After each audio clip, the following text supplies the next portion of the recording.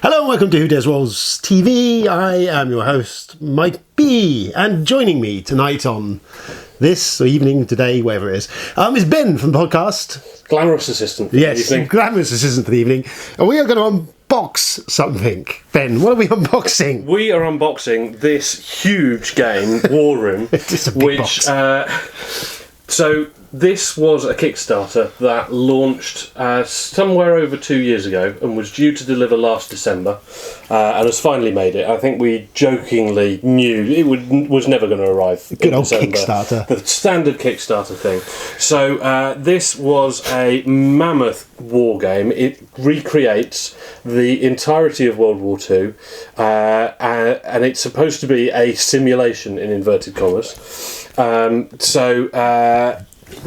This set us back. Well, so the cost of the Kickstarter was $275. Yikes. And I did not pay this by myself. No. There were 6 of us that contributed to this. It was the only way that it was viable. And so, first of all, need to give a hat tip to Ben, Rich, Aidan, Sam and James, who all contributed. We have an even split on this, but fortunately they live at the other end of the country and I have it in my custody. Your game. Until next Cabin Con at any rate. Yes. We've talked about Cabin Con before, though the other 5 gentlemen are all Cabin Conners, and this is the place where we will be playing it. And some of the reasons for that will become evident when we unbox. Well, it's quite evident now. To be fair. Well, War Room. But who's the designer again? It's Larry Harris. Larry Harris. Yeah, Larry so Harris. the gentleman behind Axis and Allies. That's the man. This is Nightingale Games' first game. They are supposedly working on other things, but this is a big enough endeavour for the time being. Yes. Should you be interested in the game when you see it unboxed, there are very limited quantities still available from their shop, so if you Google Nightingale Games shop you should be able to find that. But yes, the quantities are very limited now. It was Kickstarter run only, not available in general retail. Kickstarter exclusive. Yeah. Well then. So where should we start? Should we start? So normally you get a nice little teaser of any game by looking on the back of the box at all the components that are inside. So yes, let's do that. There's nothing inside. There's nothing inside. It is black. But as you can see, the cellophane is still on, so we will find out if there really is anything inside. Exciting. You're upside down. Is that daring? Well, we've got to take the cellophane off. Okay. Well, you can do that. I'm not going to wave a scalpel at this. Everyone gets nervous when I go near a game with a scalpel. I get nervous when I go near anything with a scalpel. I can pick at this side.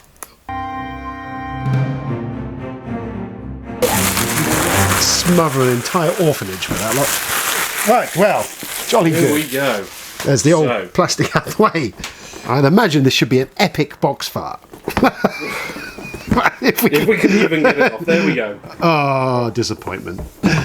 Right. That's the lid off. So. Well, we've got some polystyrene in here. Damn useful. More work for the environment. Yeah. Get that out of the way. So, here we have the map. The map! So, the first thing with this map, it is rather than your typical square board, this is a circular board, and the pieces fit together as a jigsaw. You can play the game in several different modes, so you can limit yourself to individual theatres of war, or you can do the whole global war. So, let us... So is this Second World War, isn't it? It's the Second World War, okay, yes, sorry. Should have specified. Well, that was the only major big global one, but yeah. Up to the forthcoming Third World War we're working on at the moment. Okay, so we've got a bit of board. So that gives us Europe and Africa. We've got Russia there. Oh, there's a bit extra. Oh, blimey, so there's that. Oh my god. So that's like, yes, Greater Germany. So if you were playing just the European theatre in this, you could just use that section of the board. All right, and that would be all you'd play on, is it? Yes, so you would then not have China and Japan taking part. So there are 7 different nations within the game. You have the British Commonwealth, you have America, you have Germany, you have Italy, Japan, China and Russia. And so they divide into 2 sides, the Axis and Allies. And depending upon which version of the game you're playing, different countries take part, and you can use different combinations of countries. It says it's a 6-player game, despite there being 7 countries. And if you're playing it as a 6-player game, then the Americans, the American leader also plays China in it, which is interesting. Well, they're both on the same side. So let's see if we can construct this board. We can. I tell you, I'm gonna. I'll put that. Jesus Christ, is heavy. Okay. Let's see how big this fucker really is. It's big. Okay, what have you got there? Oh, jeez. So that is the other. Okay, right. So that fits onto there. Yep. And then. What have you got? You've got Alaska there. That's definitely not. That's definitely not me. Oh, maybe. There it goes there. No, it doesn't. No, it doesn't. No, so that one goes there. There we go. And that goes in there, and we are still missing a central piece. Oh. Must be somewhere in the box. But we can see the scale of the board. So this is not going to fit in the shot. No. You'll need a bigger table. Yes, so this is one of the reasons why this is a Cabin Con game, because at Cabin Con we have giant tables to play the game on. Let me see if I can find the central piece somewhere, looking somewhere in here. Or are we missing it? Oh, there you go. There's the middle.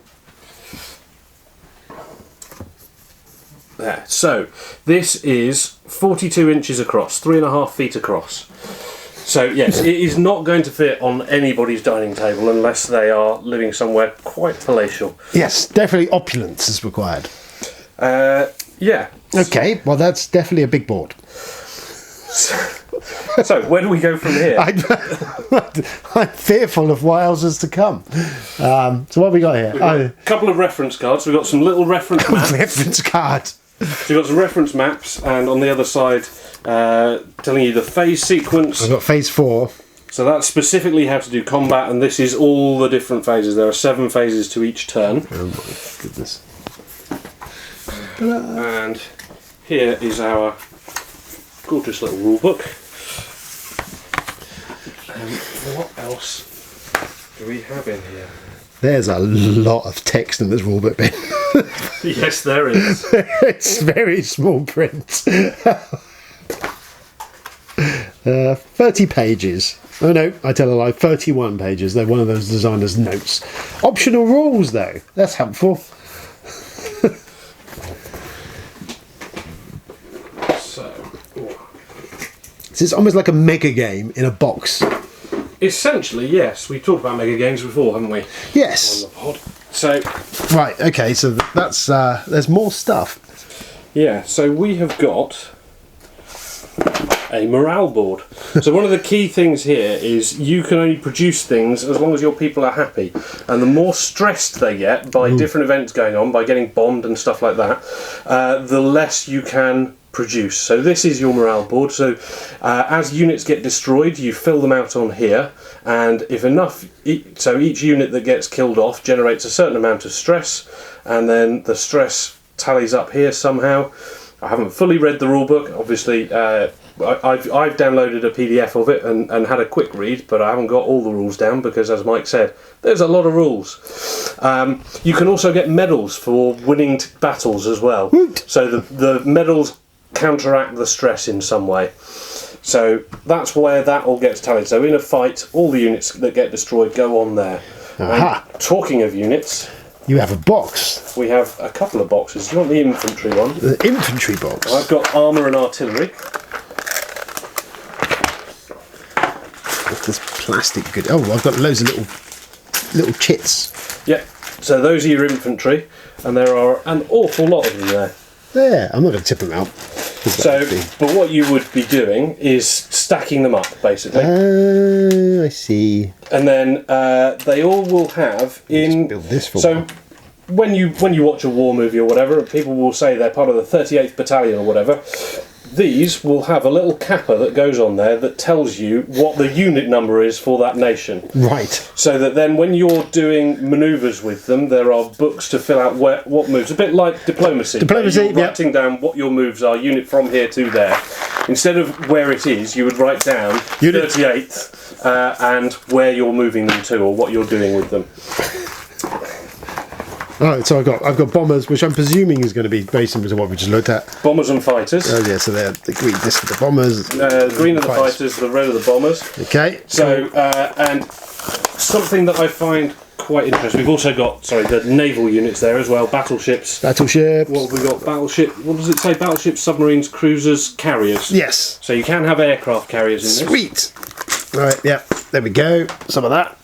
And some of that. These here are your battle boards. Battle board. So, depending upon the type of fight going on, you will use one of the. Or are these identical? I think they might be identical. They look identical. Oh, the other side. The other side is for your naval warfare. So let's put naval warfare one side, land and air war on the other side. So different types of unit can attack different types of units. So some units can. So we've got an anti-air artillery and a ground artillery. So the anti-air ones obviously can.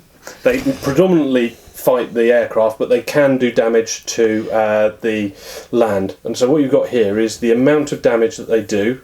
So on this side it's to air units, the damage that they'll do to land units here. Aha! And then likewise here we've got versus air and versus sea for the naval battles. So you can send your aircraft in, and after a fight your aircraft have to be able to retreat to a friendly territory where there is not a battle going on to be able to land. And it's assumed that there is an airport, an airstrip somewhere within that friendly territory that they will be able to land. It doesn't have to be where they took off from. Right. So we've still got... Oh my god, there's loads of... Lots of stuff left in here. Okay. So let's be patriotic. Let's look at the British box. Well, all these boxes will be the same. Okay. So this is where you will keep your units in here. So underneath, you'll be able to keep units in here that are not being used at that time, and then on top you keep a little pegboard for your different resources that you've got.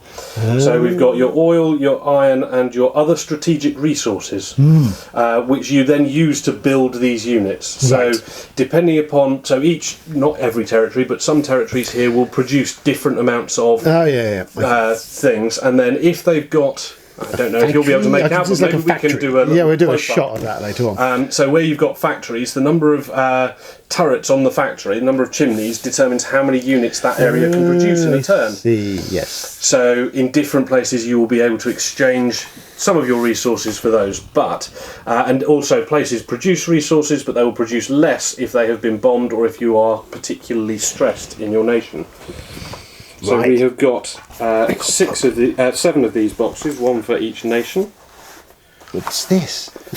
That is where you write down your... Oh, this is where you write down your orders on there. So on your turn you can have 9 orders. So this is for the Brits, there's one for it again, one for every nation. Good. Write down your your 9 orders that you're giving to your units. You've also got how many resources you might be trading. You can do a bit of trading, and then in here you can write down what you're going to be building that turn. Right. So we've got a finite pad of these, but they are double-sided, which is at least good. So there is one of those for each nation. There is indeed. And we then have a plethora cardboard chits. No popping though. It's all pre-poppied. Yep. They're quite some thick plastic, cardboard some as well. Well, you would like to think that it would be a high quality production. Well, you would. But yeah, they are a satisfyingly chunky lump of cardboard. We also have the battle dice. Oh, battle dice. 12-sided dice, and they have different coloured dots on them, and the dots relate to these units. You can see that the different types of units have different colours on them, and so depending upon what you roll tells you how many hits you get against that type of unit with what you're what you're attacking with. It's got nothing on them. So I believe that might be our one bit of do-it-yourself. We have these stickers. Stickers! Oh, God. These are your units.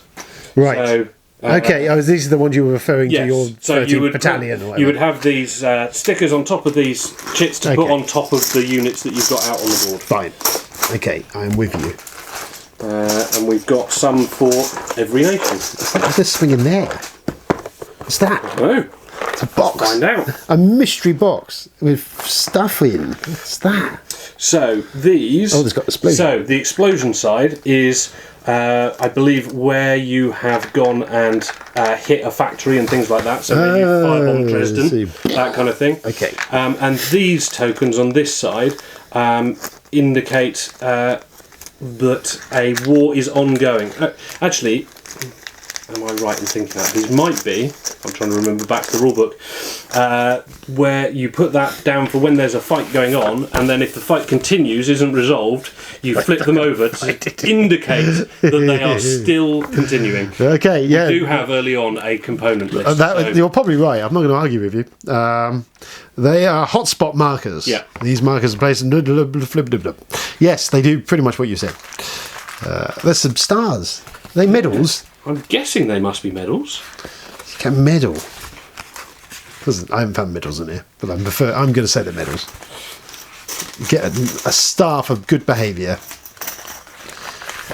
Crikey. And some sticks. And some pegs for your pegboards to indicate your that makes resources. Some sense. Okay. And then we have a nice stack of cards, one for every territory that's on here. And we should... Oh, yes, that was these. With these, we have to pop these in some way, and these are where you will wedge your cards into to indicate which territories you currently hold. There is one of those for each nation, and there are also some black ones somewhere, which are additional ones if you've taken over much more of the world. Wow, extra takeage overage. Yes. So, there was, as with everything on Kickstarter, some controversy that kicks off in the message boards. I'm shocked. And let's see if anybody can guess what that controversy might have been if we just highlight... Well, we've got it here. We just highlight the German order book. Was it the Germans? Was it to do with the iconography of the Germans? Exactly right. There are no swastikas in this game. Well, you can kind of see why not. Yeah. So the traditional kind of Iron Cross type flag is the one that they've gone with, which is a rational choice, as it's the one that is made by pretty much everything that brings in the Germans in World War II. But there were a lot of people who desperately wanted to have their swastikas on their pieces. So you can in fact order from their website some swastika stickers. Really? To go on there if you really want to make it complete. And the same goes for the Chinese. Okay. Who have a communist red star. They should have a red book, really, shouldn't they? Rather than the Chinese flag, because the Chinese flag at the time, I believe, now represents Taiwan, and as this was being manufactured in China, they didn't want to be printing that up. Yeah, I can understand so that. you can also get the Chinese flag stickers to cover up all the red stars in the game, right? If you really want to. If you desperately need to. I think, it's not going to ruin my immersion. It's not going to change it from me thinking, oh, it's just a game, to holy shit, this is really. Oh my god, it's happening! Oh, doomed! Well. I don't even know where you begin with this. Well, probably page 1 of that rulebook. Well, yeah. Study up for a couple of months. Yeah, I mean, oh my god. I think... Rulebook. This is a must-read for all commanders. Point number 1, people, in the rulebook. I do like the fact that the beginning of the instruction starts with a message to the general. Good luck! Onward to victory! Yeah. Wow. Gee whiz. That's a lot of game. It is an awful lot of game. Okay. Play it Friday? Yeah, just give it a go.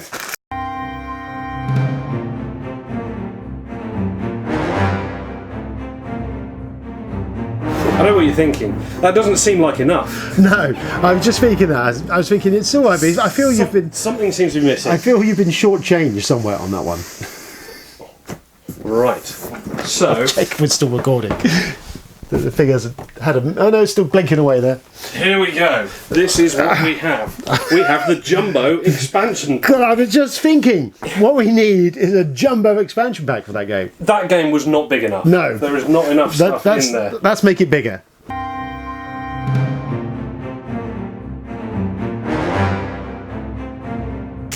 Jumbo expansion pack! Maybe. Oh, there's stuff in there. There's definitely stuff in here.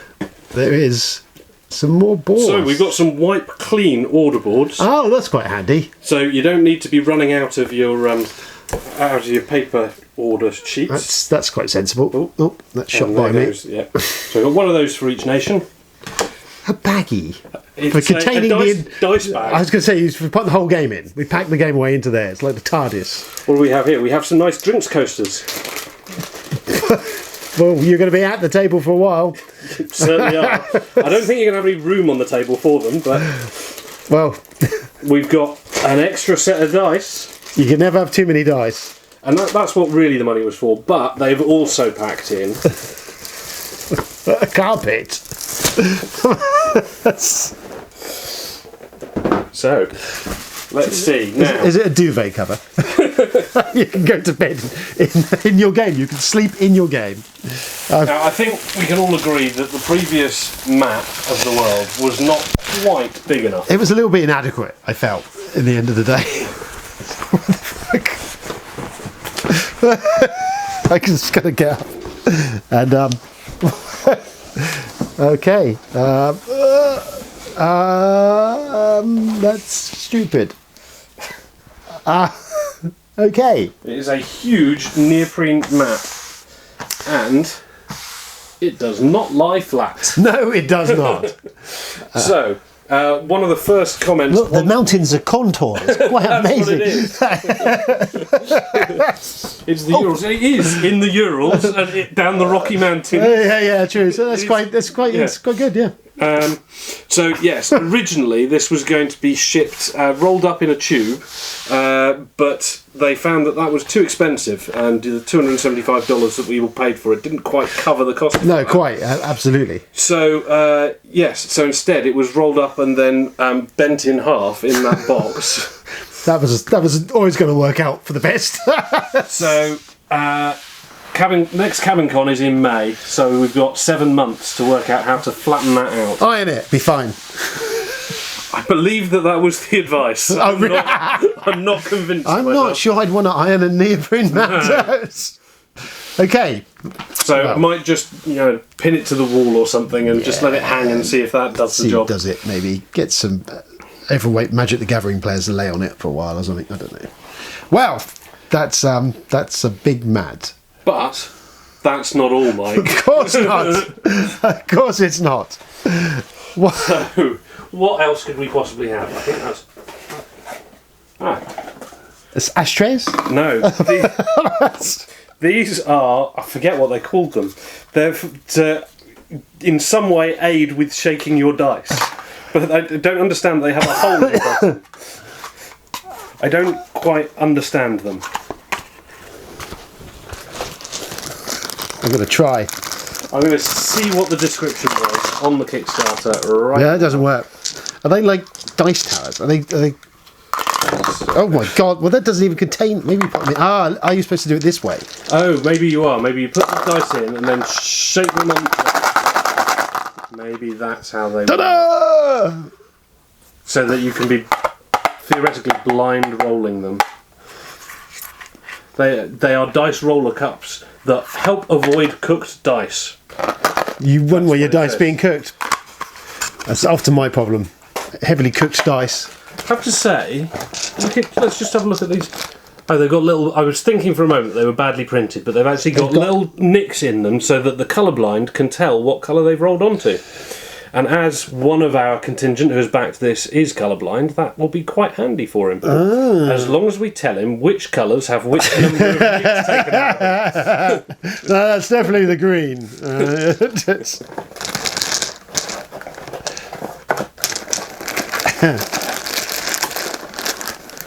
But that's not all, Mike.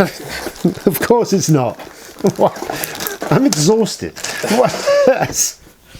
So, the last part, the last thing are some command staves. Of course. That's So what you... grab yourself a command Oh, stave, I want a Mike. command stave.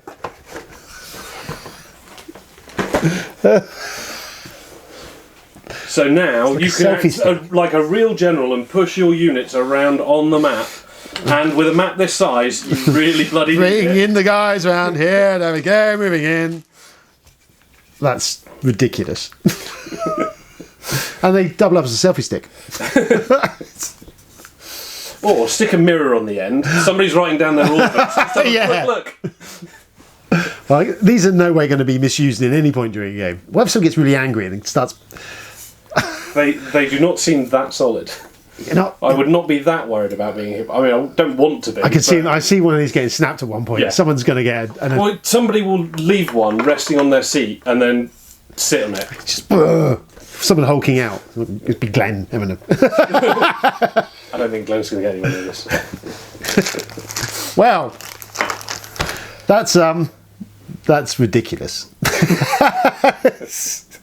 Money well spent. Indeed, it is money well spent. I always would go for that. Predominantly not mine.